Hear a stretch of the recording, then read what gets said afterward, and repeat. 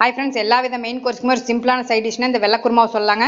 இன்னைக்கு அடிக்கிற வெயிலுக்கு நம்ம சீக்கிரமாக வெளியே வரணும்னா இந்த ஒரு குருமா இருந்தால் போதுங்க. பிரேக்ஃபாஸ்ட், லஞ்ச், டின்னர் எல்லாமே முடிச்சிடலாம். இன்னைக்கு எங்கள் வீட்டு பிரேக்ஃபாஸ்ட்டுக்கு சப்பாத்தி இது வெள்ளை குருமாவை தான் பண்ணியிருக்கிறேங்க. மஷ்ரூமை வச்சு இன்னைக்கு அதுக்காக மஷ்ரூம் கட் பண்ணிக்கலாம். ஒரு பெரிய வெங்காயம் கட் பண்ணிக்கலாங்க. இதுக்கு ஒரு மசாலா அரைக்கணும்.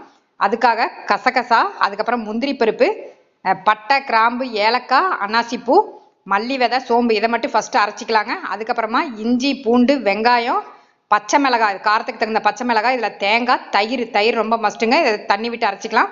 இப்போ கடாயில் ஆயில் விட்டு பட்டை, கிராம்பு, ஏலக்காய், பிரிஞ்சி இலை, கட் பண்ணி வச்ச வெங்காயம் ஆட் பண்ணிக்கலாம். பச்சை மிளகாயும் போட்டுக்கலாங்க கீரி. அதுக்கப்புறமா கசூரி மேத்தி டேஸ்ட்டுக்காக போட்டுக்கலாம். இப்போ நம்ம கட் பண்ணி வச்ச மஷ்ரூமை போட்டு இதுக்கு தகுந்த உப்பு ஆட் பண்ணிக்கலாங்க.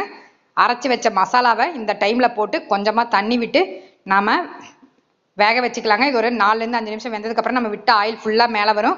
இந்த டைமில் தக்காளி, ஒரு சின்ன சைஸ் தக்காளியும் போட்டாச்சு. இப்போ நம்ம புதினா